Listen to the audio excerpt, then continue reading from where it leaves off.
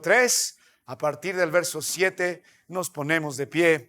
Estamos meditando ya en el mensaje que Dios da, y en este caso es la sexta iglesia. Hoy vamos a hablar sobre la iglesia en Filadelfia. Espero que su corazón haya estado dispuesto a escuchar las reprensiones y el consuelo del Señor en los mensajes anteriores, sobre todo el mensaje de la semana pasada y el día de hoy en la iglesia de Sardis, donde Dios dijo: tienes nombre de que vives, pero estás muerto. No olvides, hermano.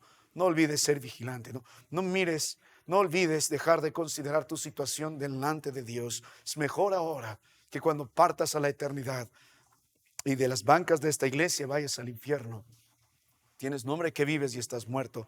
Pero ahora, hermano, Dios tiene un mensaje bastante consolador y también de ánimo para un grupo de hermanos en Filadelfia. Note la Biblia en el verso 7, dice: escribe al ángel de la iglesia en Filadelfia.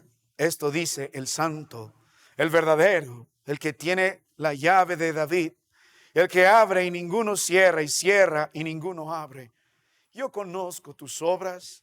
He aquí, he puesto delante de ti una puerta abierta, la cual nadie puede cerrar, porque aunque tienes poca fuerza, has guardado mi palabra y no has negado mi nombre. He aquí, yo entrego de la sinagoga de Satanás a los que se dicen ser judíos y no lo son, sino que mienten.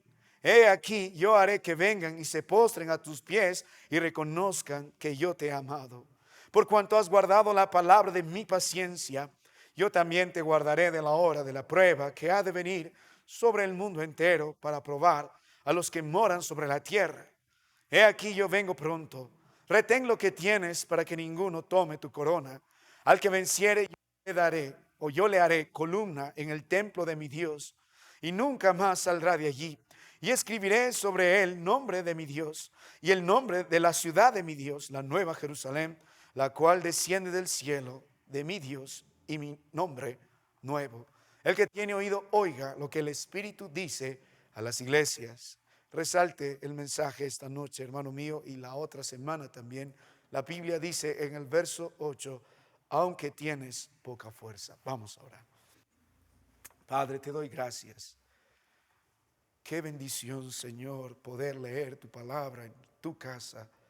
Y aún más, Señor, tener cierta luz con la ayuda de tu Espíritu para gozarnos, Señor, de esa obra de gracia tuya en nuestro favor. Padre, no me canso yo de darte gracias al mirar cuán fiel eres a tus promesas. Mientras estudio tu palabra desde Génesis, puedo mirar, Señor, esta promesa de un Redentor. Cada vez se hace más clara y para nosotros ha sido palpable mirar ahora en el libro de Apocalipsis el Redentor delante de nosotros. Gracias por Cristo Jesús. Gracias porque es nuestro Señor, nuestro pastor, nuestro Salvador, en quien tenemos esperanza de vida eterna y nuestras vidas se encuentran descansando plácidamente en sus manos. Pero mi Dios, queremos esta noche corresponder eso. Padre, quiero animar a esta iglesia a que sea como los hermanos amados de Filadelfia, a que puedas mirar esta iglesia y no tengas nada que reprender. Pero yo sé que todavía no es así. Pero Padre, queremos llegar a eso. Queremos que tú puedas considerar esta iglesia y aprobarla bajo tus estándares, no bajo nuestros propios estándares humanos, sino bajo la valoración celestial. Aunque esta iglesia tenía poca fuerza, era honrada por ti, era amada por ti, es puesta de ejemplo por ti y es predicada por ti.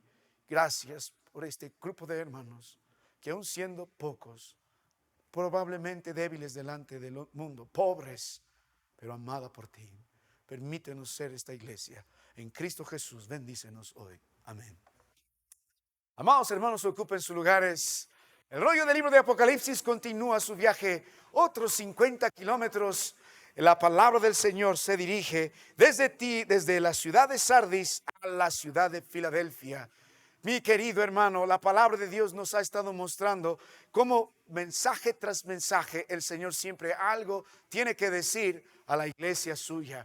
El libro de Apocalipsis se trata de la revelación de Jesucristo más que cualquier tema y criterio escatológico hablando de acerca de los tiempos finales. El libro de Apocalipsis es la revelación de Jesucristo, la revelación del Mesías prometido del Antiguo Testamento a todo color, en todo aspecto, glorioso como debe ser creído, presentado en nosotros, y debemos vivir correspondiendo a esa gloria suya. Apocalipsis 1 nos muestra el Cristo de la Biblia, glorioso, majestuoso, santo, poderoso, que ejerce su dominio, que es soberano, que está a favor de los suyos, y en esa gracia ese Dios muestra una vez más su misericordia al manifestar esa gloria suya, al obrar esa soberanía suya, al tener misericordia de nosotros en una iglesia local como la de nosotros. Y ahí se manifiesta su gloria. Esto es lo que quieres. Alguien que ejerza la palabra de Dios. Ahí Dios ejerce dominio mientras se predica la Biblia. Y un grupo de hermanos bienaventurados que oyen y guardan las palabras de este libro. Ahí está su gloria. Y ahí el Señor está gobernando. Gracias a Dios por esto. Entonces, el libro de Apocalipsis 1 es eso. El libro de Apocalipsis 2, nuestro Dios tiene un mensaje especial para estas 7 iglesias en 7 lugares diferentes, con 7 pastores diferentes. Cada una de estas iglesias tiene una personalidad diferente. Alguna brillará con más intensidad que otra, pero eso es de parte de nuestro Dios, y Dios va a tener para los mensajes de esta iglesia mensajes también para cada uno de nosotros. Dios ya nos mostró el mensaje primero a la iglesia en Éfeso, y Dios dijo: esta iglesia que empezó todas las obras que están en Asia, por más grande que son, fuerte que son, y gran testimonio y grandes líderes sobre ellos, han olvidado su primer amor.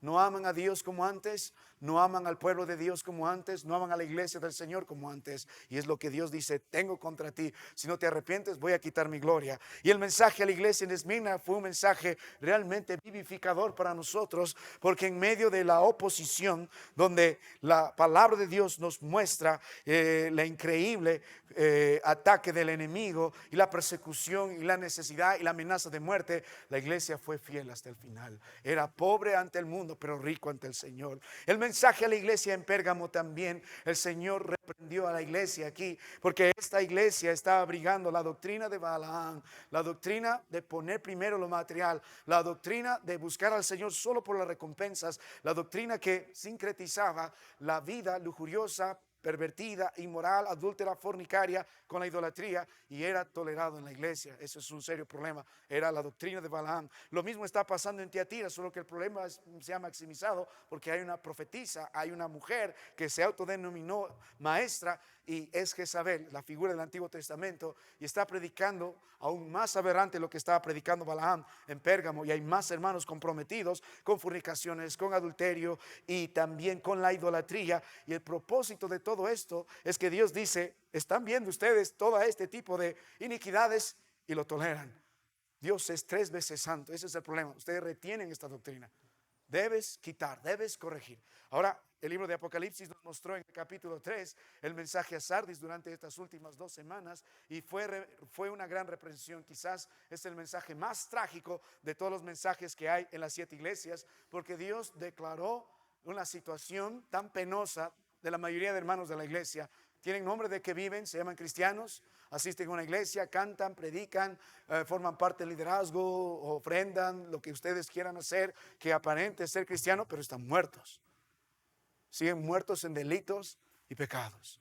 Y esta mañana el Señor nos mostró una vez más las señales de cristianos que dicen ser, pero están muertos. Ya no son la gloria que tenía antes, son como la estrella que se han apagado. De acá vamos a poner una estrella a 25 años luz. Probablemente murió hace 25 años, pero su luz sigue con nosotros. Y la vida de muchos hermanos es así. Su gloria pasada era así, su luz era así, pero ya están muertos.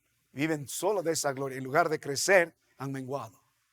Entonces Dios nos reprendió eso y nos dijo: mejor sé vigilante, mejor acuérdate, mejor afirma, mejor guarda, mejor vuelve a mí, mejor confía en mis promesas, mejor arrepiéntete. Así que Dios nos dé la gracia. Ahora estamos en el libro de Apocalipsis 3, el versículo 7, y entramos al mensaje de la iglesia en Filadelfia. Y la verdad, hermano mío, es uno de los mensajes que más me ha cautivado en mi estudio del libro de Apocalipsis y el mensaje a las iglesias durante esta semana. ¿Por qué le digo esto? Porque es algo increíble, hermano mío. La gracia del Señor debe ser valorada en cada pasaje del libro de Apocalipsis 3, del verso 7 al verso 13. Porque note en primer lugar, cuando Dios empieza a escribir esta carta al grupo de hermanos que se encuentran en este lugar que se llama Filadelfia, antes de entrar al lugar, yo quiero presentar al autor. Note el versículo 7, obviamente es Cristo Jesús, pero se presenta de una manera muy especial. Note la Biblia, ¿qué dice las Escrituras? Escribe al ángel de la iglesia en Filadelfia. Esto dice el santo, el verdadero, el que tiene las llaves de David, el que abre y ninguno cierra.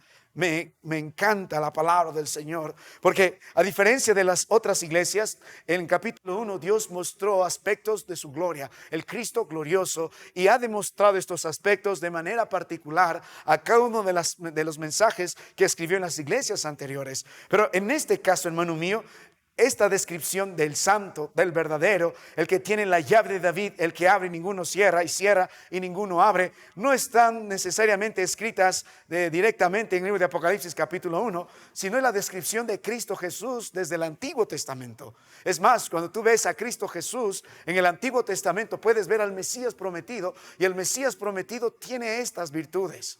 Por eso amo tanto la palabra de Dios y me gozo en la gracia del Señor, porque usted debe entender una gran verdad. El libro de Apocalipsis 3, verso 7 está mostrando a Cristo, al Mesías, que ha sido prometido desde el Antiguo Testamento, desde el libro de Génesis capítulo 3, verso 15, donde Dios hace este pacto y está prometiendo que la simiente de la mujer van a ser un Salvador que va a destruir a Satanás y va a vencer al pecado. Desde ese instante la palabra del Señor y toda revelación y todo pacto del Señor ha ido revelando detalles acerca de este Dios. Lo hizo a través de Noé, lo hizo a través de Abraham, lo hizo a través del hijo de David, y formula en el libro de Ezequiel 37 este nuevo pacto que vendrá. Y en el libro de Mateo empieza a mostrarse este Cristo en medio de nosotros. Pero luego de que Él estableció su iglesia en los evangelios y parte a los cielos, y la iglesia del Señor crece a través del libro de los Hechos, y las epístolas hablan acerca de Él y su función en medio de nosotros, el Redentor, esa promesa que nosotros somos incluidos, todos los gentiles, y tenemos salvación y formar este pueblo especial que se llama la iglesia de Dios. Ahora se va a resumir todo esto de una manera tan poderosa, tan increíble, tan llena de teología. Cada una de estas partes, esta fraseología acerca de santo verdadero, el que tiene la llave de David, está mostrando una síntesis de todo lo que la palabra de Dios mostró a lo largo de todas las escrituras acerca de Cristo. ¿Por qué me emociona tanto esto? Porque Él no se introduce así en ninguna otra iglesia, sino muestra estas virtudes que Él tiene del Antiguo Testamento, dándonos a entender que los hermanos que están en Filadelfia entendían quién es Él, no de una manera superficial, no de una manera solamente conformista de oír por aquí del Señor. He visto una película acerca de Cristo Jesús, o me conformo a los mensajes de los domingos. No. Estos hombres conocían al Cristo del Antiguo Testamento. Estos hombres conocían los pactos del Señor que revelaban detalles de Cristo Jesús. Ellos conocían los atributos de Cristo basado en la palabra de Dios desde el Antiguo Testamento. Esto es sumamente importante, hermano, es sumamente importante, porque es una de las verdades que Dios va a destacar de esta iglesia. Ahora, cuando el Señor dice es el santo, el libro de Isaías, en el capítulo 6, verso 3, la Biblia dice: santo, santo, santo. Isaías contemplando la gloria de Dios, y está mostrándonos que el Mesías que vendrá es 3 veces santo. El libro de Apocalipsis 4, verso 8 tiene la misma perspectiva, solo que Isaías lo hizo muchos años atrás. Estamos hablando cerca de 2800 años atrás, 2900 años atrás. Y el mismo cuadro se está viendo ahora en Apocalipsis por Juan, y los hermanos de Filadelfia mirarán el mismo cuadro en la eternidad, y todo hermano fiel en Cristo. Apocalipsis 4:8 dice la misma visión, y los 4 seres vivientes tenían cada uno 6 alas, y alrededor y dentro estaban llenos de ojos. Esto habla de los grandes ángeles que defienden la gloria de Dios, y no cesaban día y noche de decir: santo, santo, santo es el Señor Todopoderoso. El que era, el que es y el que ha de venir es Cristo Jesús. Hermano mío, Ojalá usted pueda conocer de tal forma que los hermanos en Filadelfia conocían a Cristo Jesús. Es el santo. Pero la palabra de Dios también, cuando habla del verdadero, desde la antigüedad, el verdadero ha sido mostrado.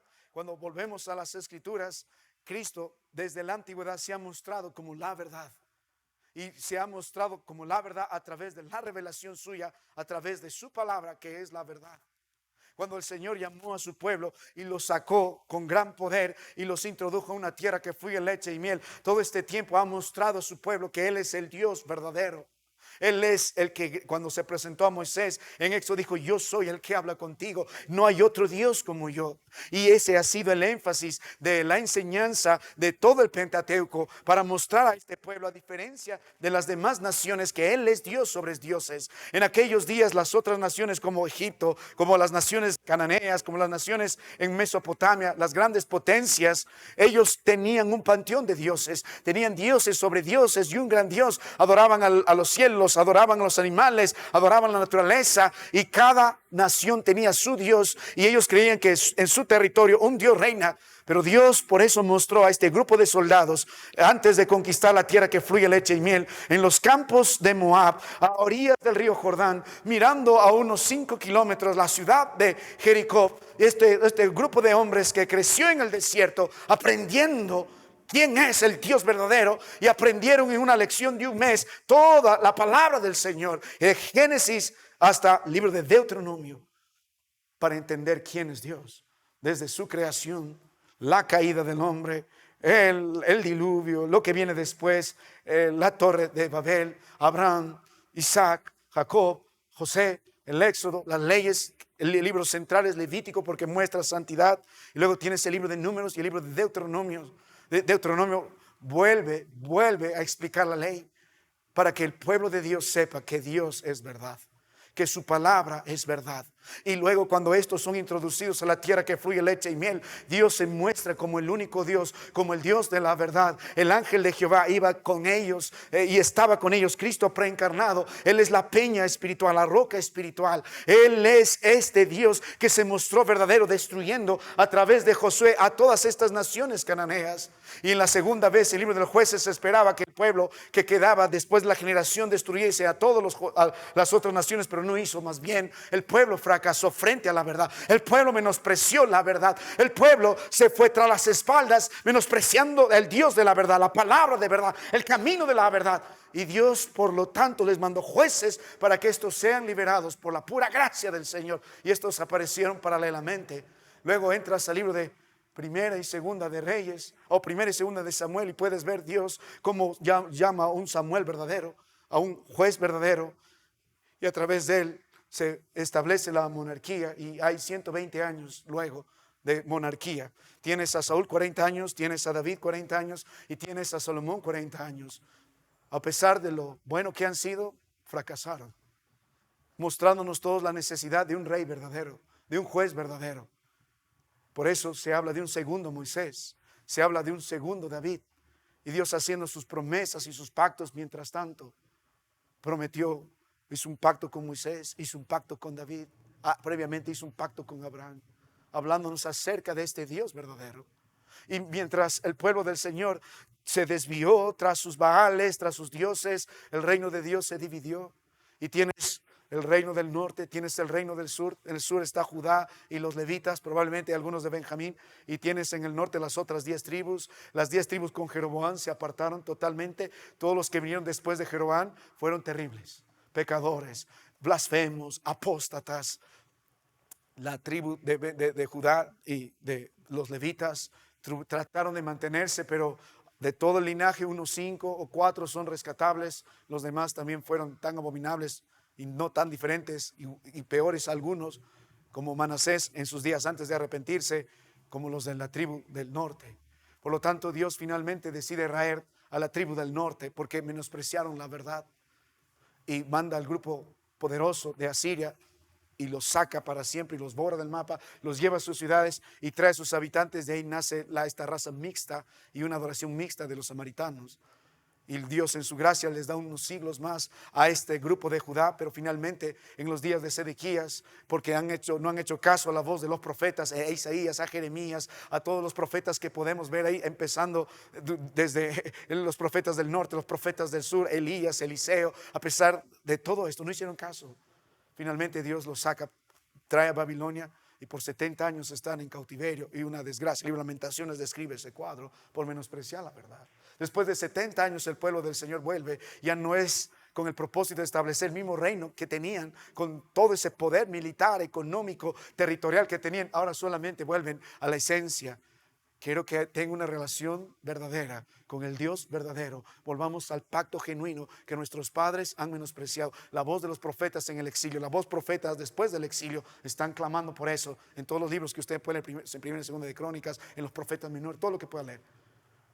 Y esperan ahí por 400 años en silencio, mientras la verdad, en Juan 14:6, la palabra de Dios dice, Jesús dijo, yo soy el camino, la verdad y la vida. Nadie viene al Padre si no es por mí. De pronto la verdad aparece, tal como había sido prometido. Y una vez más el pueblo del Señor lo menosprecia. La palabra de Dios dice en el libro de Mateo 1:12 a los que, mire la palabra de Dios para no estar parafraseándolo. Vamos para la palabra del libro de Juan capítulo 1 verso 12.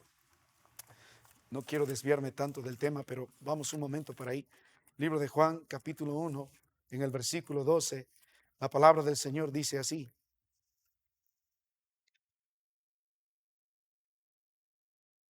Mas a todos los que le recibieron, a los que creen en su nombre, les dio potestad de ser hechos hijos de Dios, los cuales no son engendrados de sangre, ni de voluntad de carne, ni de voluntad de varón, sino de Dios. La verdad llegó, el camino, la verdad y la vida llegó. Solo unos cuantos le recibieron, la mayoría lo rechazó. La religión fue más poderosa. El corazón incrédulo del pueblo del Antiguo Testamento es tan incrédulo como el pueblo del Nuevo Testamento. Así que Cristo tiene que establecer un nuevo pacto, la verdad. Ese nuevo pacto está sellado con su sangre preciosa y es su espíritu morando entre nosotros y su ley escrita en nuestros corazones y nuestra mente. La verdad está aquí. Y en Juan 14:6 dijo, yo soy el camino, yo soy la verdad y yo soy la vida. Miren, hermanos míos, yo estoy haciendo un resumen de los resúmenes, pero los hermanos de Filadelfia entendían esto. Estos entendían a Cristo de una manera profunda, amplia, llena de toda la palabra de Dios. Ellos conocían al Cristo que la Biblia predica, no la Cristo de las series de televisión, ni las series de canales de streaming, sino el Cristo de la Biblia. Ahora, Dios se presenta como la verdad. Él es la realidad. En Él solamente está la salvación. Él y su palabra son vinculadas como la verdad. En Juan 17:17 dice, santifícalos en tu palabra es la verdad. Ahora vuelva a la palabra de nuestro Dios. Dice, el que tiene la llave de David. Otra virtud del Cristo de la Biblia. Otra virtud del Cristo del Antiguo Testamento. Les he hablado un poco acerca de los pactos que habían en el Antiguo Testamento que anticipaban, pero hay un pacto especial que después del pacto de Abraham hay otro pacto incondicional, que es el pacto que Dios hace con David. En la palabra del Señor, usted cuando tenga el tiempo vaya y medite en este pacto que Dios hace en 2 Samuel capítulo 7 del verso 8 al verso 16 y lo ratifica en el Salmos 89 versos 3 al verso 4. ¿Qué está presentando este pacto? Dios está prometiendo a David que de su descendencia vendrá un rey, un trono eterno, estableciendo una línea mesiánica desde David hasta el Cristo. Entonces cuando Cristo Jesús aparece en el libro de Lucas y en capítulo 1 y el libro de Mateo capítulo 1, Él está mostrando que Él es el linaje de David, que Él es el rey que Dios había prometido, que de David nacería un rey y este rey tendría un trono eterno y poderoso y que destruirá a las demás naciones y que someterá todo a sus pies,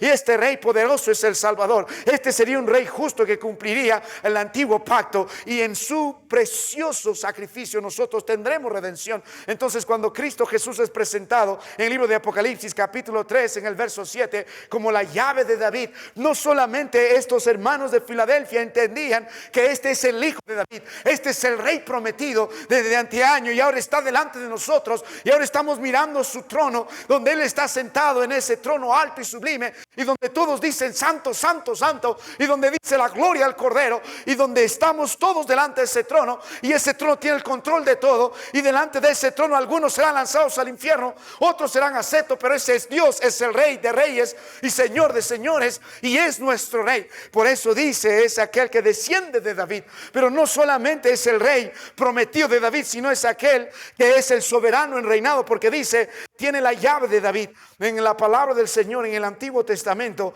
se hablaba acerca de la llave de David.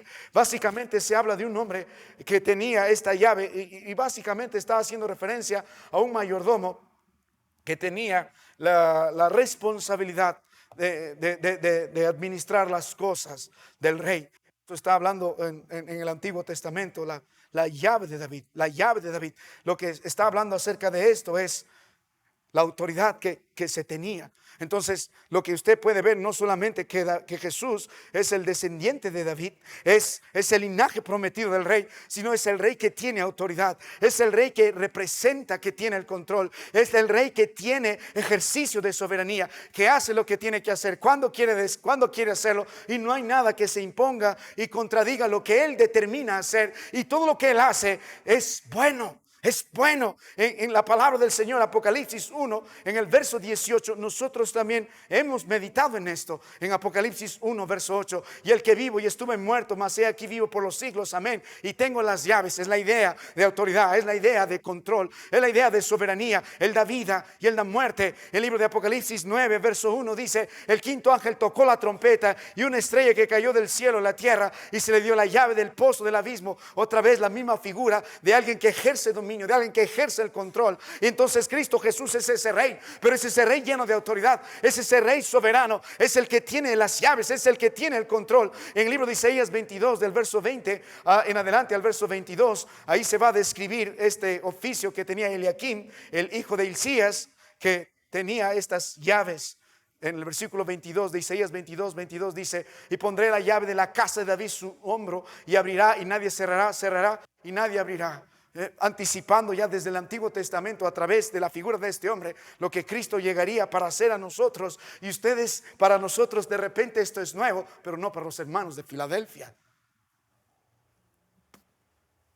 Es increíble cuando medita la palabra de Dios, la profundidad teológica acerca de Cristo Jesús. Como hemos hablado con los hermanos, la cristotelicidad que ellos tenían, o sea, todo lo que las escrituras apuntaban al cumplimiento del Mesías y Redentor, los hermanos lo entendían. No eran alguien ajeno. Por eso Dios se muestra de una manera única a los hermanos de Filadelfia, tomando los atributos del Cristo, del Mesías prometido del Antiguo Testamento. Él es el santo, Él es el verdadero, es el que tiene la llave de David, el que abre y ninguno cierra, el que cierra y el que ninguno abre. Esta descripción va a subrayar la omnipotencia de Cristo Jesús. No hay otro poder con más poder que Cristo Jesús. No hay nada que pueda detener esa obra poderosa, soberana suya al hacer lo que quiere. Él hace lo que hace y lo hace como Él quiere hacerlo. Y no hay nadie quien pueda interponerse. El libro de Isaías 43, verso 13 dice, aún antes que hubiera día, yo era. Y no hay quien de mi mano libre. Lo que hago yo, ¿quién lo estorbará? Cuando vemos la palabra del Señor, Moisés también dijo, Él es el que da vida, Él es el que hace morir, el que sana y Él es el que enferma. Y los hermanos entendían la soberanía de Dios, de Cristo Jesús desde el Antiguo Testamento. Ahora, volviendo a las Escrituras, vamos a entrar nuevamente a nuestro mensaje con esta base de quién está dirigiendo esto y por qué razón se está presentando así. Porque este grupo de hermanos de Filadelfia, van ustedes a estar viendo por qué Dios no tiene nada en contra de ellos. Después de probarlos con esos ojos de fuego, porque dijo, yo conozco, porque están viendo que estos hermanos amaban la palabra de Dios. Conocían a Cristo Jesús de una manera superior a otras iglesias. Y les diré, en honor a la verdad, yo conozco esta iglesia, pero estos hermanos conocían más a Cristo Jesús que nosotros. Por eso nuestra oración fue que Dios nos permita ser como la iglesia en Filadelfia. Que de veras podamos llegar a conocer al Cristo de la Biblia y vivir conforme a ello. Porque si conocemos que Cristo es santo, nosotros vamos a vivir de una manera piadosa y santa. Porque si conocemos que Cristo es el verdadero, vamos a vivir conformándonos a la verdad. Porque si conocemos que Él es el Hijo de David y tiene la llave de David, es omnipotente, es poderoso y soberano, vamos a dar gracias a Dios porque en su soberanía nos abrió la puerta para la salvación y no permitió que este corazón vanidoso, enfermo, religioso termine quemándose por la eternidad en el infierno, sino en su gracia soberana, en su poder glorioso nos salvó. Y pudimos creer y conocer a este Cristo. Oh, hermano mío, conoce a Cristo así. Ahora, el verso 8, la palabra de Dios dice: yo conozco tus obras. Pero mientras tanto, quiero que vean ahora a quienes Dios dirige esta carta. ¿Quiénes son este grupo de hermanos que está en Filadelfia? Para conocer un poco a los hermanos de Filadelfia, tenemos que conocer a Filadelfia. Esta ciudad, hermano, ya les mencioné, está situada a unos 50 kilómetros de la ciudad anterior que hemos visto de Sardis, en esa ruta romana que cualquiera transitaba para llevar una carta. El mensajero del Señor sigue la misma ruta, pero la ciudad no tiene muchos detalles a diferencia de otras de ciudades donde hemos podido tomar muchos detalles, pero hay ciertas cosas que están marcando en este momento de la historia la mente y el corazón del pueblo. En el año 17 después de Cristo Jesús, esta ciudad enfrentó un devastador terremoto y tuvo gran impacto en las generaciones que vendrán. Ellos gozaban de tener un volcán y a través de las cenizas del volcán y este lodo volcánico que cubría, fertilizaba muy bien las viñas y era su momento económico, pero era su principal movimiento económico, pero aparte de ello, ellos al mismo tiempo tenían terror. Era una gran falla. Nosotros tenemos aquí el Huaytapallana, qué lindo es el Huaytapallana, pero es una falla. Así que en algún momento despierta el Huaytapallana, se activa esta falla que tenemos aquí en la sierra y es probable que Huancayo desaparezca. Entonces, si usted tiene esa sensación, ¿cómo viviría? Este grupo de hombres que vivían en Filadelfia, los ancianos que habrían sobrevivido, solían vivir afuera, no en la misma ciudad, sino afuera. Muchos años esta ciudad fue próspera por los viñedos, pero para el año que estamos mirando, más o menos el 92 después de Cristo Jesús, la ciudad está en decadencia porque cambiaron el giro económico. El emperador romano Domiciano ordenó que fueran trasladados los viñedos y en lugar de eso se sembrase maíz. Entonces el giro económico perdió su auge, empezaron a una gran decadencia. Así que los años que vemos más adelante en Filadelfia, solo se puede ver la decadencia de la ciudad. Y usted puede meditar en esto: cuando una ciudad está muriendo, ¿cómo uno puede establecer una iglesia? Cuando tienes a un grupo de pobladores temerosos que no quieren vivir en ese lugar y que están viviendo afuera, ¿cómo uno puede establecer esta iglesia? Ahora, aparte de estas características de la ciudad en estos días, también puede ver la religión que predomina en Filadelfia. Al igual que las otras, también probablemente era pagana, adoraba a muchos dioses, también tenían cierta consideración a los romanos por lo que estaban influenciando en su vida. Así que puedes ver también la religión, el paganismo, pero no puedes tampoco dejar de notar la fuerza que esta iglesia está enfrentando. La palabra de Dios dice en el versículo 9: he aquí yo entrego de la sinagoga de Satanás a los que se dicen ser judíos y no lo son. Ya hemos visto de qué hablaba la Biblia en capítulos anteriores, en el libro de Apocalipsis 2 verso 8, de la sinagoga de Satanás. Hemos visto, hermano mío, que es esta religión como ustedes saben decir mejor, instituida, ¿cómo se dice, mi hermano? Institucionalizada, eso. Apoyada por todo, pero no hay nada más peligroso que la religión y el poder. Son casas de religión. Entonces, estos a favor de circuncídate, hazte una obra, y en persecución en odio, porque los demás están predicando salvación por gracia en Cristo Jesús. Entonces, en medio de todo esto, religión establecida, pobreza, la ciudad muriendo, el temor que habita en las personas, porque no quieren estar habitando en su propia ciudad por temor a una repercusión, a un gran terremoto nuevamente. Todos están buscando salir de la ciudad. Uno puede pensar, ¿cómo podemos establecer una iglesia así? Y en medio de todo esto, la gracia del Señor permite que la iglesia en Filadelfia sea establecida. ¿Por qué decimos esto? Porque es pura gracia. Yo hablo normalmente con muchos pastores y tengo algunos hermanos en el Señor que normalmente tienen en algunos lugares donde todo el mundo quiere salir de la ciudad a iglesias. Y ustedes ven la lucha constante del pastor. Cuando usted llega a esa iglesia, lo único que va a encontrar son ancianos, y los jóvenes se han ido en las ciudades grandes.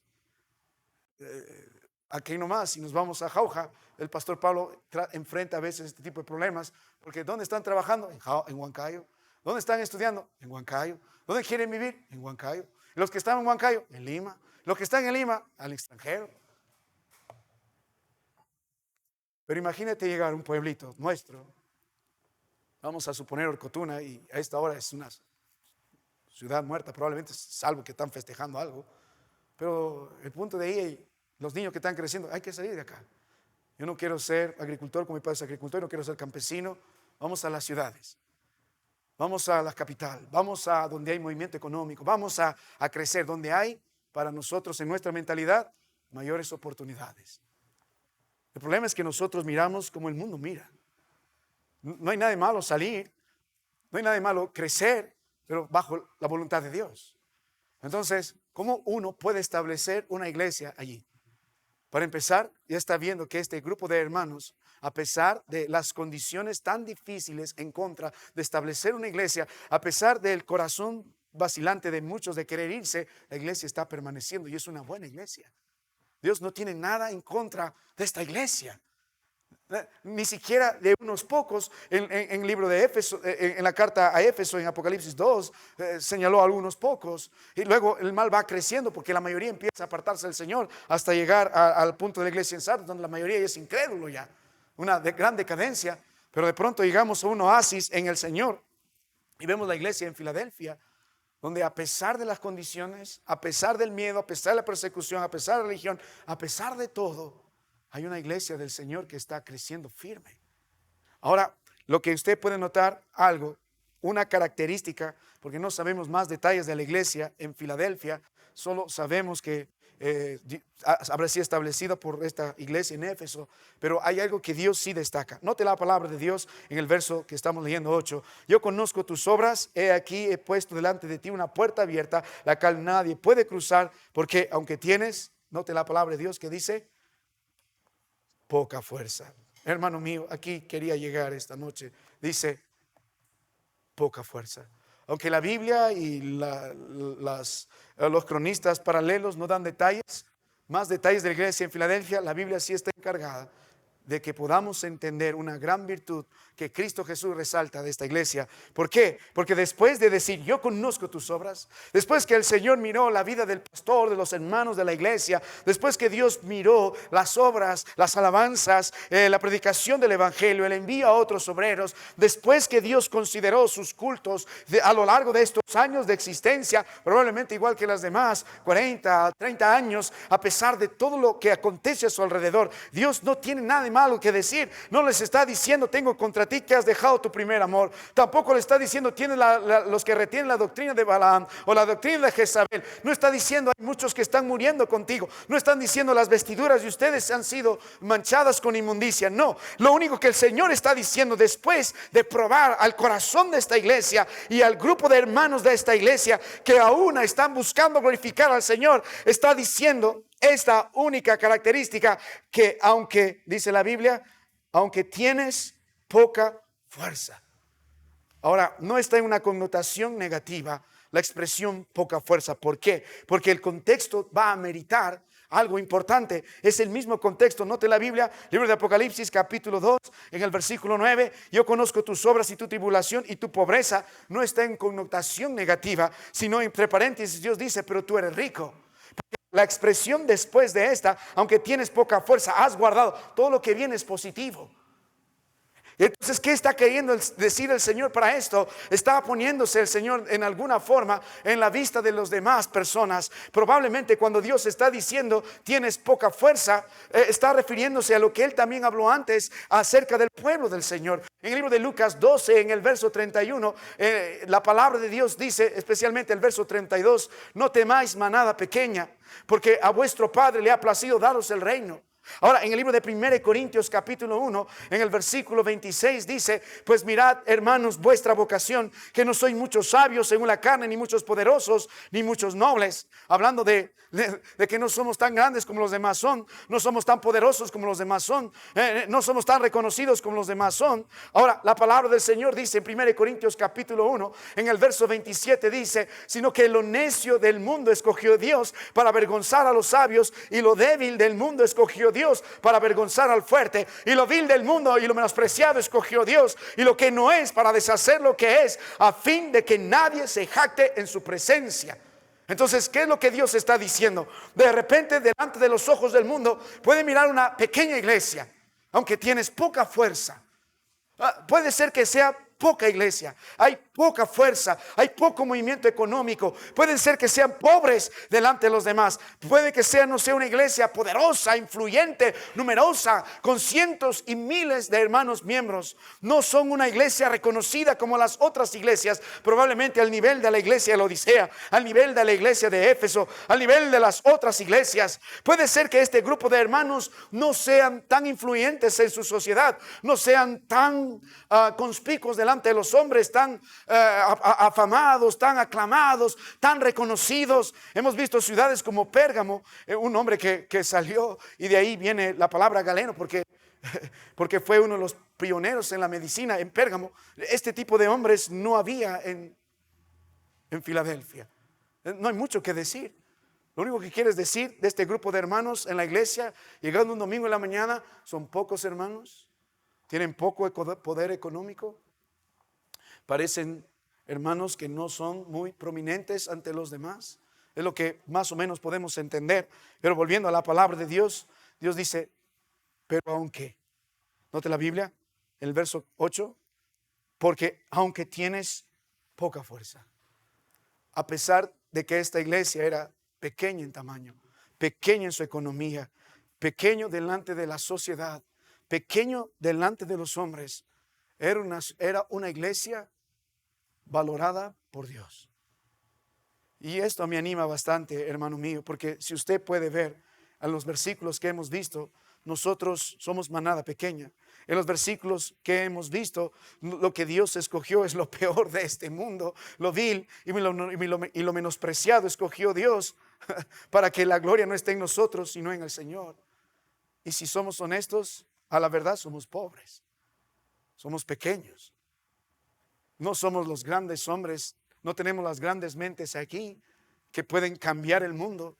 No somos como Elon Musk y todo su poder económico. No somos como otras iglesias que apoyan a 400, 500 y mueven miles de dólares al mes para sus ofrendas misioneras. No tenemos un gran edificio. Puede ser que para la iglesia, por ejemplo, que está en otro pueblito, seamos más grandes que ellos. Pero nosotros tenemos que tener la visión que Dios tiene. ¿Qué hay de jactar de nosotros? Somos lo vil y lo menospreciado de este mundo. Somos pequeños delante del Señor. Ahora Dios dice: el mundo te valora y te dice: tienes poca fuerza. Una pequeña iglesia. Vamos nosotros un momento aquí, a unos 10 minutos hacia la localidad de Urpaicancha. Vamos a encontrar a un hermano mío que dice: yo soy un pequeño pastor que predico en una pequeña iglesia. Aunque es pequeña esa iglesia ante nuestros ojos, aunque no tiene tantos números como nosotros, aunque sus diezmos, ofrendas, misiones no son tan numerosas como nosotros, aunque ni siquiera tienen terreno y nosotros tenemos construcción, aún así esa pequeña iglesia puede ser más valorada por el Señor que nosotros. Puedes mirar a hermanos esta noche. Algunos luchan con su economía, otros luchan con la fuerza que tienen, algunos con enfermedades, algunos no son tan reconocidos como otros en el mundo. Estas fiestas lo que promueve es todo un mundo comercial y la gente se aflige. Mira, está comprando pavo, otro está comprando miles de panetones, yo tengo que comer lo que me toca comer nomás, un pan con una pasa encima y cocoa con agua y leche y un arbolito que una rama corté por ahí y lo puse, y se afligen. Pero esa mentalidad es sumamente antibíblica. Y yo quiero animar a este grupo de hermanos que aunque son pobres, aunque no tienen el reconocimiento de muchos, aunque por el mundo, pobrecitos, han dejado todo por seguir al Señor.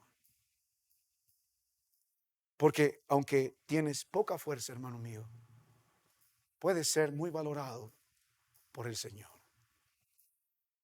La valoración que usted quiere no es humana. Usted no quiere ser pobre ante Cristo, quiere ser rico ante el Señor.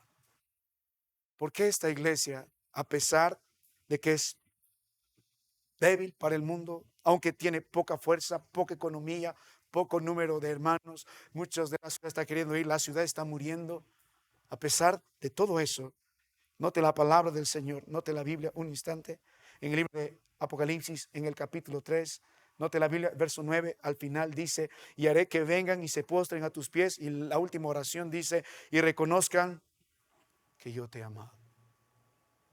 Aunque tienes poca fuerza, aunque no tienes grande economía, aunque no eres tan influyente, aunque eres el más pequeño en los hermanos de la iglesia, pero yo te amo. Y yo quiero que sepan que yo te amo. Dios manifestó su amor públicamente a esta iglesia. Y aunque eres pequeña y eres poca, quiero que sepan, porque va a avergonzar a sus enemigos delante de ellos, decir, yo te voy a honrar. Aunque eres pequeña, aunque tienes poca fuerza, aunque tienes poco dinero, aunque tienes poca economía, aunque tienes poco prestigio delante de los hombres, aunque eres casi insignificante ante los ojos de los demás, aunque eres un pequeño misionero en una pequeña ciudad, yo te amo, yo te voy a honrar. Aunque eres poco, aunque tienes poca fuerza, aunque eres débil, la palabra del Señor me dice en el verso 10, porque has guardado la palabra de mi paciencia, yo también te guardaré en la hora de la prueba que ha de sobrevenir al mundo para probar a los que moran en la tierra. Un día estarás conmigo, yo te voy a guardar. Aunque tienes poco, aunque eres nadie, yo te amo, yo te honro, yo te protejo. Aunque tienes poco, la palabra de Dios dice, verso 11, he aquí, yo vengo pronto, retén lo que tienes, para que ninguno tome tu corona. Al que venciere, yo haré columna en el templo de mi Dios y nunca más saldrá de ahí. Escribiré sobre él el nombre de mi Dios. Esto es lo más, si usted lo vamos a ver a detalle la otra semana, cada esta unas descripciones del templo de Dios son los lugares más honrados que puede haber. Lo que Dios está diciendo, aunque tú tienes poco, aunque eres débil, yo te voy a recompensar. Puede ser que tu recompensa no esté en la tierra, pero será que esa comparación de toda la eternidad, los años que vivimos en esta tierra. Aunque eres poco, hijo mío, tengo un lugar para ti. Aunque eres poco, yo te voy a recompensar. Aunque eres poco, tú estarás en mi ciudad. Estará tu nombre en las columnas de la ciudad de mi Dios, en la nueva Jerusalén. Y estos hermanos de Filadelfia pueden entender la figura de la Jerusalén celestial. Mi amado hermano, ¿qué hizo especial a esta iglesia a pesar que es poco, no es valorada, no es reconocido? Yo quiero animar a los hermanos que de veras aman al Señor, que de veras aman la palabra de Dios, que están buscando glorificar al Señor, que de veras son fieles al Señor y aunque no son reconocidos por nosotros, aunque tienen poca fuerza, aunque tienen poca economía, aunque tienen pocos estudios, aunque tienen pocos grados, aunque tienen poco reconocimiento, son amados por el Señor, son honrados por el Señor, son guardados por el Señor, son establecidos por el Señor en la eternidad. Mi querido hermano, antes de terminar esta noche, medite un momento en esta introducción. He tratado de mostrar al escritor, he mostrado a la iglesia y estamos viendo la valoración que el Señor tiene sobre esta iglesia. Porque aunque tienes poca fuerza, el Señor dice, yo te amo.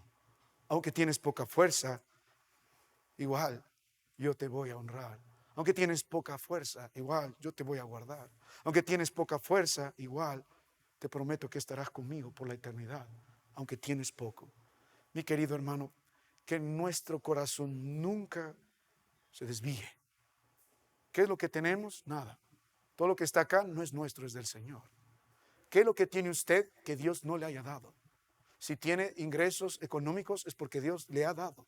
Hasta el aire que usted respira es prestado, es del Señor. Si tiene la inteligencia, la destreza más que otros, es porque Dios le ha dado. Hasta el hombre más vil de este mundo vive por la gracia de Dios, para que conozca al Señor. Reconozca que somos pobres delante del Señor, para que Él sea fuerte en nosotros. Reconozca como el apóstol que somos débiles en el Señor, para que Él se glorifique entre nosotros.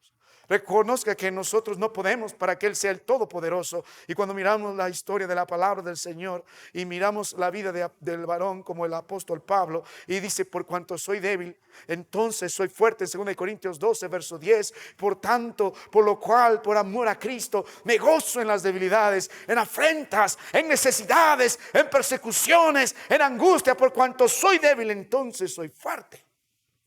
No es mi fuerza, no es mi providencia, es Cristo Jesús. Porque si yo tengo al santo, porque si yo conozco al verdadero, porque si yo gozo de aquel que tiene la llave de David, entonces soy rico. Mi querido hermano, cuando miramos nuestro mensaje a Filadelfia, hay una verdad que sale para nosotros. Dios valora a su iglesia, no el hombre, Él. ¿Cómo Dios valora a esta pequeña iglesia, débil ante los hombres? En su palabra nos muestra, Él amó esta iglesia. Es lo que usted quiere.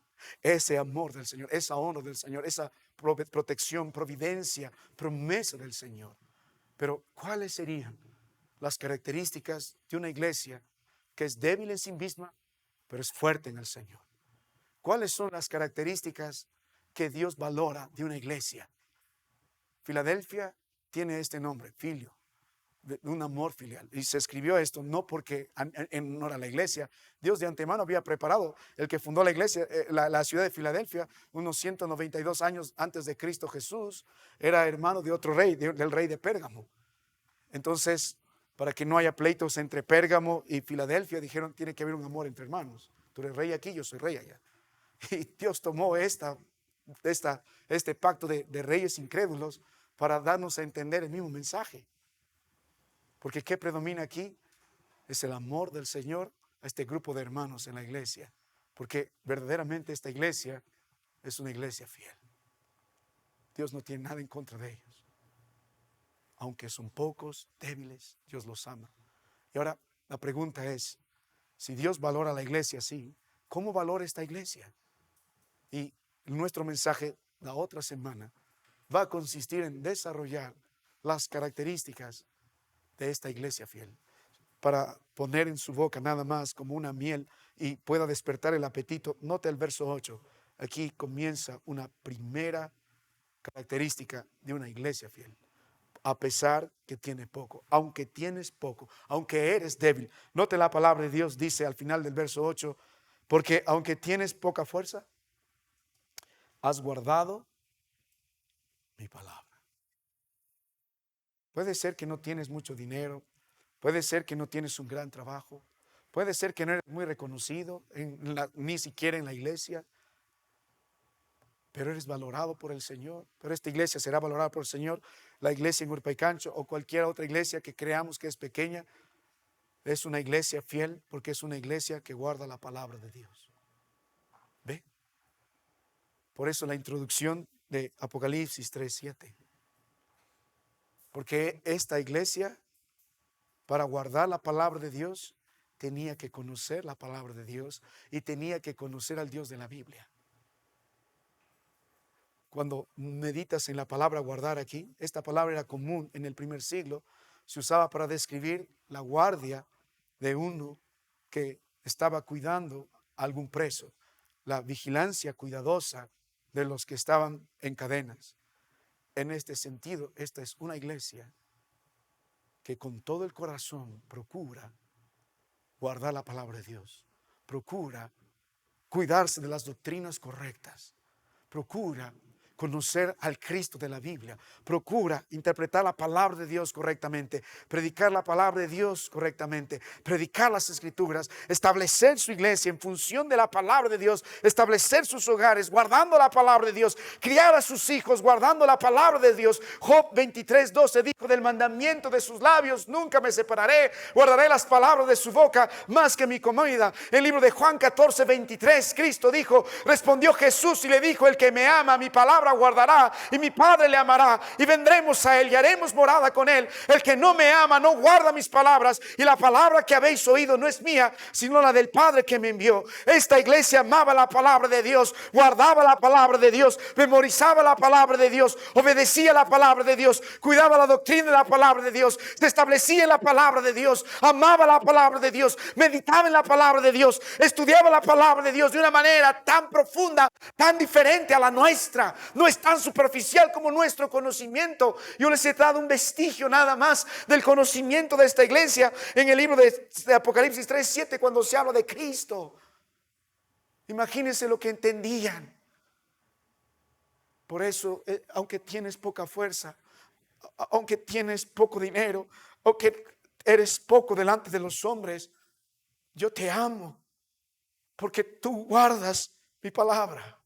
La palabra de Dios nos mostró en el Antiguo Testamento, en Deuteronomio capítulo 6, a partir del verso 6, cuando se habla de guardar de la palabra de Dios, se habla de obediencia. Dios ordena al pueblo de Israel guardar sus palabras en el corazón, en Deuteronomio 6, del verso 6 al verso 9, y pide que repita eso a tus hijos y a tus hijos de tus hijos. El libro de Josué capítulo 1, verso 8, Dios dice: nunca se apartará de tu boca este libro de la ley, sino que de día y de noche meditarás en él, para que guardes ya conforme a todo lo que en él está escrito, y luego recién harás prosperar tu camino. En el Salmo 119, el verso 11, Dios dice: mi corazón he guardado tus dichos para no pecar contra ti. Cuando estos guardaban la palabra de Dios, se sometían a la palabra del Señor. En el Nuevo Testamento Jesús dijo: si alguno me ama, guardará mi palabra. En el de Juan capítulo 14, en el verso 23. En 1 de Juan 2, verso 5, pero el que guarda su palabra, en este verdaderamente el amor de Dios se ha perfeccionado. Guardar la palabra en obediencia. Y estos hermanos guardaban la palabra de Dios, no solo en obediencia, sino en medio de estas circunstancias de persecución, de aflicción,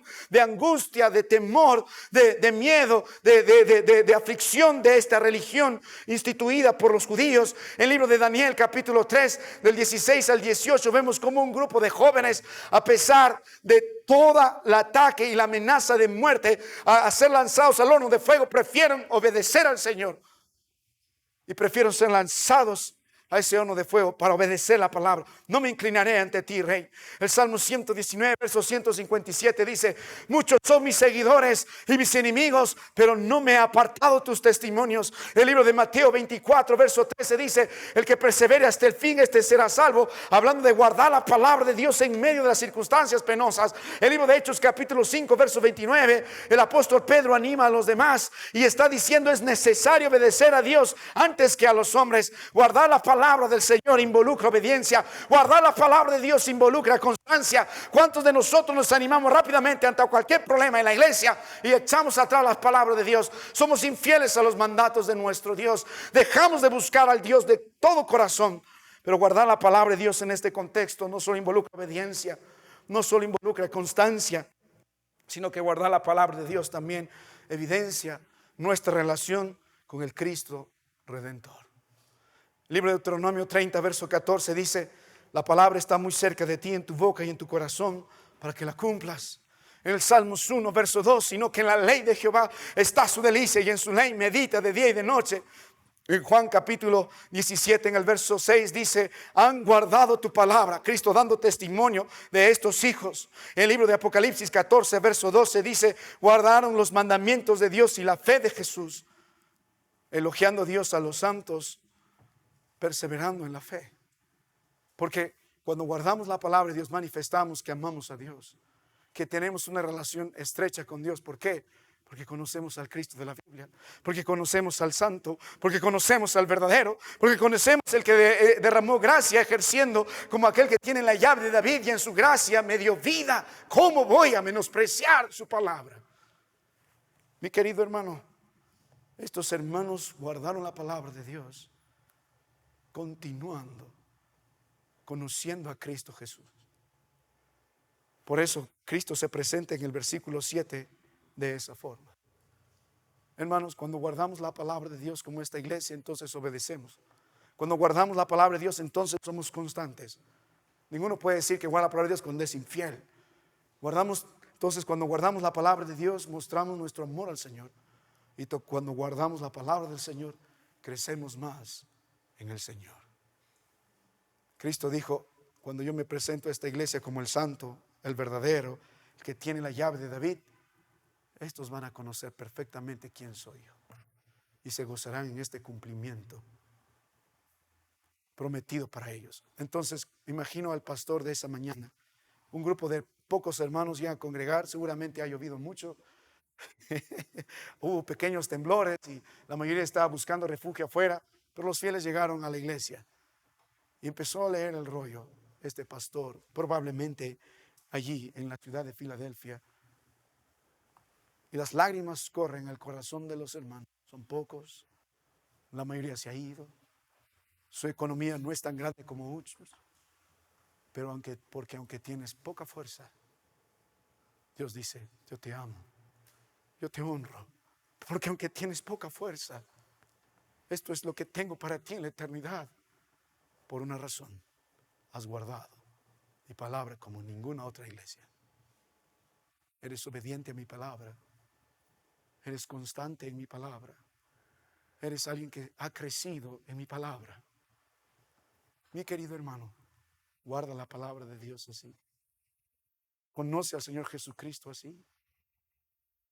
Yo quiero animar a los hermanos que aunque son pocos, pobres, si guardan la palabra de Dios, es el primer camino para nosotros ser valorados por Cristo. ¿Qué importa la valoración del mundo? Lo que importa, lo que Cristo dice después, que dice, yo te conozco. Vamos a orar. Padre, gracias por tu palabra, por el tiempo que nos das de meditar siempre en ella y por los amados hermanos de la iglesia en Filadelfia. Qué bendición, Señor. Por eso se llaman amados hermanos. Su nombre predica Filadelfia. Quisiéramos ser así. Yo sé, Padre, conozco mi corazón, conozco a estos hermanos superficialmente, no como tú, pero en lo que yo puedo ver, no te amamos así. No guardamos tu palabra así. Hay mucha religión. Permítenos ser como los hermanos de Filadelfia. ¿Qué hay de jactar de nosotros? ¿Qué hay de elevar de nosotros ante ti? No hay nada, Padre. La verdad somos pobres. La verdad dependemos de ti. La verdad nuestras fuerzas son tuyas. La verdad nuestra sabiduría es tuya. Pero permítenos, Señor, a pesar de todo, guardar tu palabra. Veremos luego las otras virtudes de esta preciosa iglesia, porque luego se van a parar en el día de la batalla por Cristo Jesús. Que podamos nosotros ser lo mismo. Obra en el corazón de cada hermano, Padre, que está mirando su vida y diciendo, perdóname, Señor, perdóname por no guardar así tu palabra, por no obedecerla, por no ser constante, por no estudiarla como debo estudiar y esperar en ella. Te ruego de todo corazón, Señor, despierta un espíritu de amor por tu palabra a estos hermanos, que esta iglesia, más que reconocida por la estructura que tiene, el talento que tiene, sea reconocida porque es una iglesia que guarda tu palabra. Tu palabra nos estableció en 1 Timoteo 3:15 que somos columna y baluarte de la verdad. Nos establecemos en la verdad, defendemos la verdad, adornamos la verdad. Que sea así, Padre. Gracias por todo. En Cristo te ruego. Amén. Hermanos, gracias por su atención. Nos ponemos de pie. Nos vamos a despedir. Gracias por llegar hoy. La próxima semana nos reencontramos. Estamos volviendo a estudiar el libro de Apocalipsis. Pero el miércoles, venga, hermano mío. Estamos estudiando el libro de Tito. Y el Señor nos está reprendiendo a cada grupo de la iglesia. Y esta vez le